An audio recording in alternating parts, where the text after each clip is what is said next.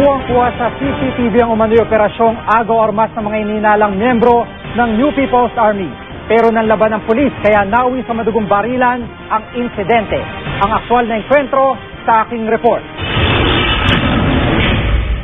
Kuha ito ng CCTV sa isang terminal ng bus sa Davao Oriental noong gabi ng June 7. Sa video makikita ang uniformadong pulis na kinilalang si PO3 Alfredo Salva. Nakikipag-usap sa dalawang kasamahang pulis na nakasibilyan. Palis ng isa sakay ng motorsiklo nang biglang sumulpot ang apat na lalaki. Makikita ang isang ito na bumuntot ng baril. Pinutukan si Salva sabay agaw ng kanyang M16 rifle. Sa gitna ng kaguluhan, dumating ang dalawang kasamahan ng mga sospek.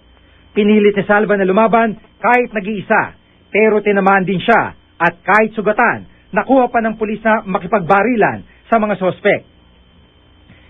Ang isa pa lalaking kausap noon ni Salva tila sinubukang umawat, pero maging siya pinagbuntunan ng mga sospek.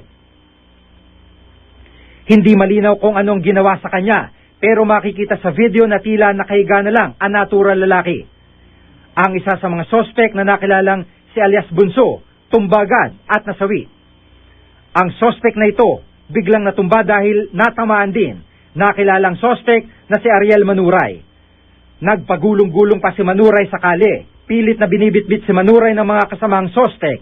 Ilang beses bumalik ang ilan para sa kanya.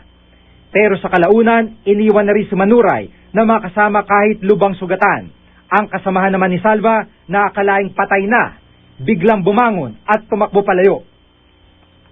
Maya-maya, dumating ang ilang tao, binuhat si Salva at isinakay sa tricycle. Nilapitan din ng mga taong sugatan si Manuray, pero maya-maya nagtakbuhan ng mga ito.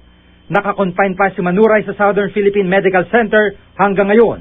Ayon sa Mati Police, sinabi ni Manuray sa kanila na miyembro sila ng New People's Army. Ang pakay daw nila ay agawin ang M16 ni Salva. Sinampahan ito ng kasong robbery with homicide ng Mati Police. Umaasa naman ang Mati Police na makikilalang ibang sospek sa pamamagitan ng videong ito. Jigmani Kataktutok, 24 oras.